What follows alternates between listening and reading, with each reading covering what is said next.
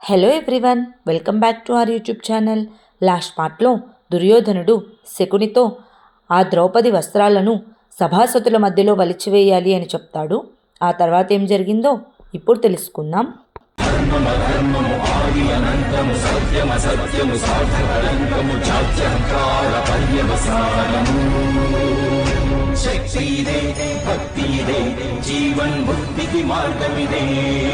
పంచమవేదసారం మహాభారతం కృష్ణుడు చూపిన లీల ఇది, జీవన వేద మార్గమిది, గీత జనించిన క్షేత్రమే ఇది మహాభారతం. మహాభారతం మహాభారతం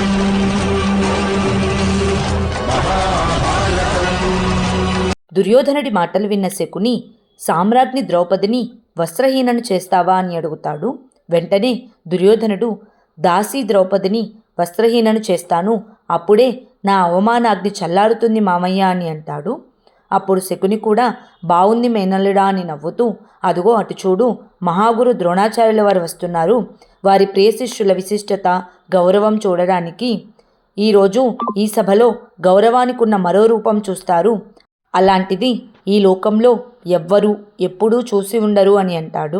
అదే సమయంలో ద్రోణాచార్యుల వారు చాలా ఆనందంతో యుధిష్ఠిరుడి దగ్గరికి వెళ్ళి సామ్రాట్టుకు అభినందనలు అని ప్రణామాలు చేయబోతూ ఉండగా వెంటనే యుధిష్ఠిరుడు, వద్దు గురుదేవా, గురువు నుండి ప్రణామాలు స్వీకరించే అర్హత శిష్యునికి లేదు.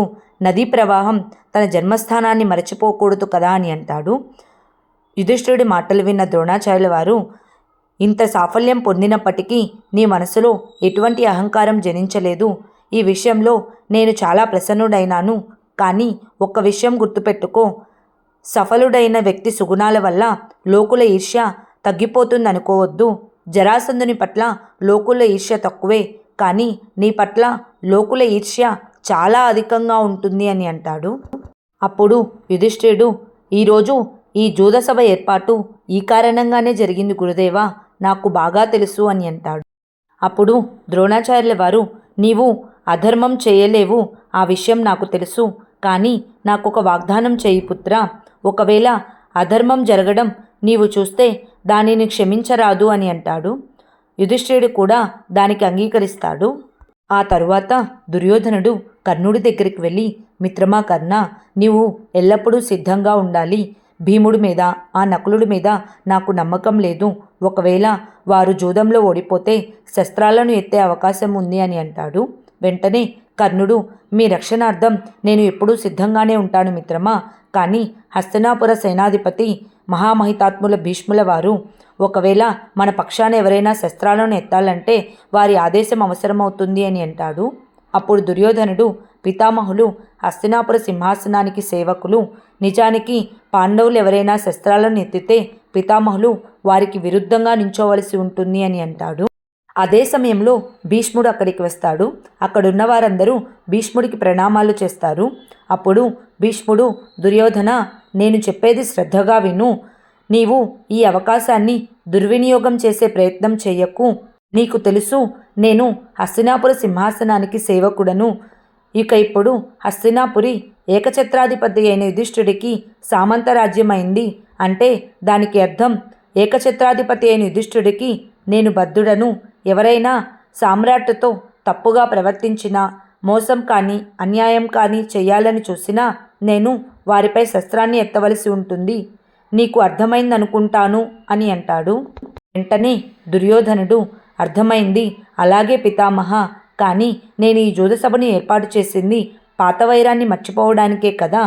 సామ్రాజ్ఞి ద్రౌపది పట్ల అప్పుడు నేను ప్రవర్తించిన తీరుకు ఈ విధంగా ప్రాయశ్చిత్తం చేసుకుంటున్నాను. నా మనసులో పాండవుల పట్ల కేవలం ప్రేమ మాత్రమే ఉంది అని అంటాడు. అప్పుడు భీష్ముడు, అలాగే కట్టుబడి ఉండు, అదే అందరికీ మంచిది అని అంటాడు. భీష్ముడు వెళ్ళిపోయిన వెంటనే దుర్యోధనుడు మామయ్య అని శకునిని చూడగా, శకుని, నాకైతే మొదటి నుంచి భయంగానే ఉంది మేనల్లుడా. ఈ ముసలివాడు ఎక్కడా అధర్మం అనే రాగాలు తీస్తాడేమో అని. కానీ నీవు అధైర్యపడవద్దు మేనల్లుడా. ఎటువంటి ఉపాయం ఆలోచిస్తానంటే ఈ ముసలివాడు ఆ ధర్మ రాగాలని మార్చుకుంటాడు అని అంటాడు.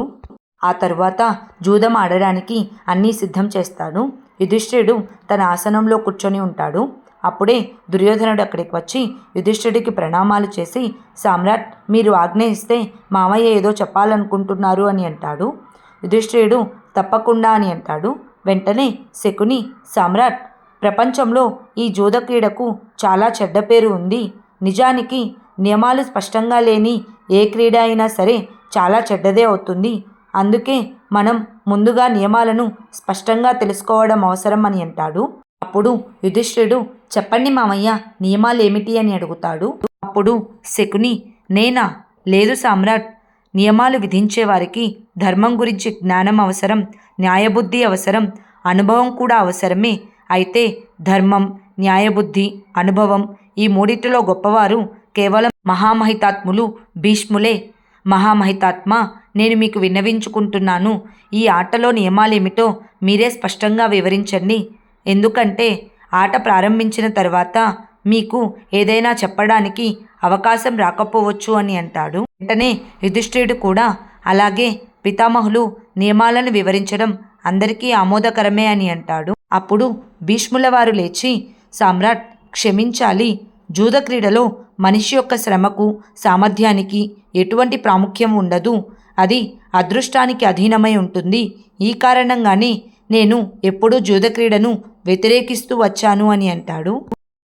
వెంటనే శకుని, కానీ సామ్రాట్, ఈశ్వరుడు మన కోసం ముందే ఏదో రాసిపెట్టి ఉంటాడు.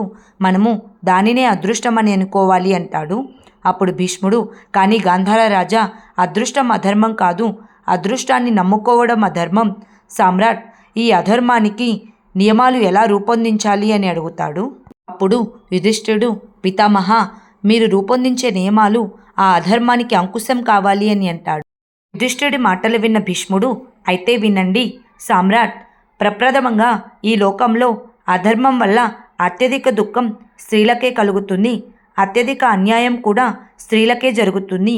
ఈ కారణంగా ఈ రాజ్యసభలో జూదక్రీడ కొనసాగేంత వరకు స్త్రీలెవరూ ఈ రాజ్యసభలోకి ప్రవేశించరాదు అని అంటాడు. వెంటనే దుర్యోధనుడు, ఈ నియమం ఎందుకు విధించారు పితామహ? ఈ వేడుకలన్నీ సామ్రాజ్ఞిని సత్కరించుకోవడానికి ఏర్పాటు చేసినవే కదా. మరి వారు ఈ సమయంలో ఇక్కడ ఉండడం తప్పనిసరి కదా అని అంటాడు. అప్పుడు భీష్ముడు, అటువంటప్పుడు ఈ జూద క్రీడను నిలిపివేయవలసి వస్తుంది యువరాజా అని అంటాడు. ఎందుకంటే నా అభిప్రాయం ప్రకారం సామ్రాజ్ఞికి జూద క్రీడ కంటే గానం, వాద్య కచేరీల్లో ఆసక్తి ఉంటుంది అని అంటాడు. వెంటనే శకుని, లేదు మహితాత్మ, సామ్రాజ్ఞికి మహారాణి గారు వస్త్రాలు, ఆభరణాలను తిలకించేందుకు ఏర్పాట్లు చేశారు.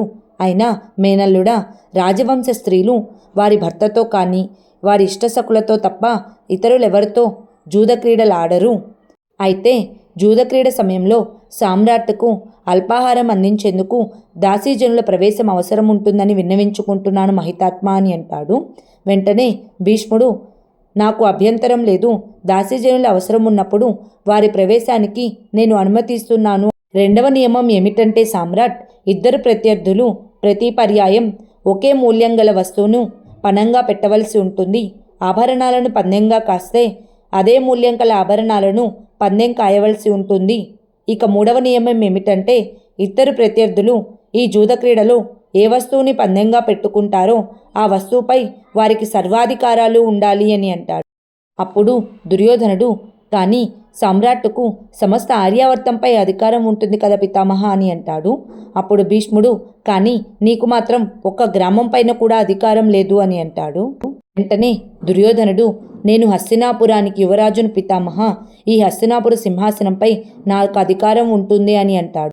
అప్పుడు భీష్ముడు, లేదు, అలా అధికారం వచ్చినప్పుడు మనం సామ్రాట్ను మళ్ళీ జూద క్రీడకు ఆహ్వానించవచ్చు. కానీ ఇప్పుడు మాత్రం నువ్వు కేవలం నీ వస్త్రాలను, నీ ఆభరణాలను, నీవైన నీ స్వర్ణముద్రికలను మాత్రమే పందెంగా పెట్టవచ్చు. సమ్రాట్ కూడా అదే మూల్యం గల వస్తువులను పందెంగా పెట్టవచ్చు అని అంటాడు. అప్పుడు దుర్యోధనుడు, కానీ పితామహ, ఈ నియమాల కారణంగా ఈ జూద క్రీడలో జయాపజయాల ఆనందం కలగదు కదా. 2-3 ఆటలకే జూదసభ పూర్తయిపోతుంది కదా అని అంటాడు. అప్పుడు భీష్ముడు, అయితే దీనిలో ఆశ్చర్యం ఏముంది దుర్యోధన అని అడుగుతాడు.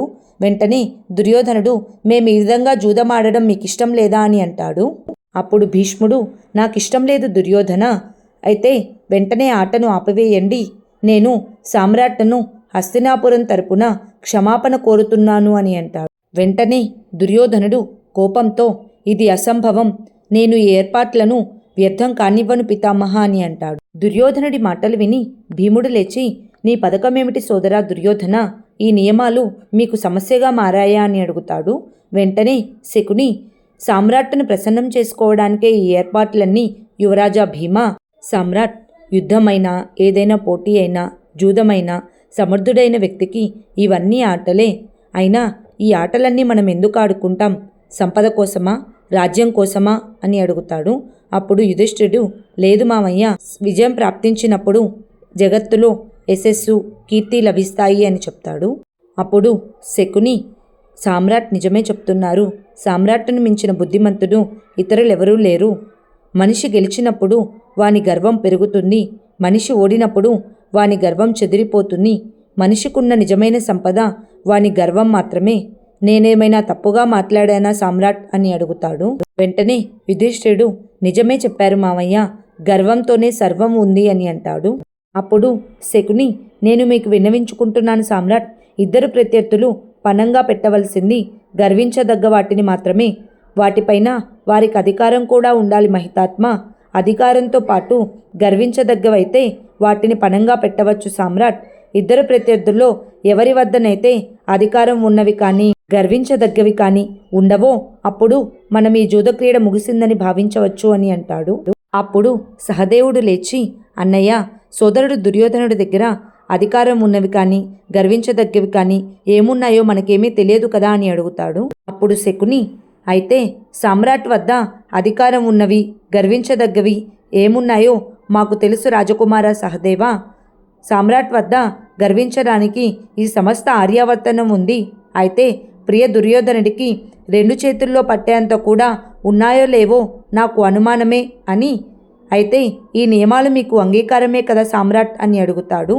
వెంటనే యుధిష్ఠిరుడు, నేను అంగీకరిస్తున్నాను అని అంటాడు. ఆ తర్వాత ఏం జరిగిందో నెక్స్ట్ పార్ట్లో తెలుసుకుందాం. Please like, share and subscribe to our YouTube channel. Thank you.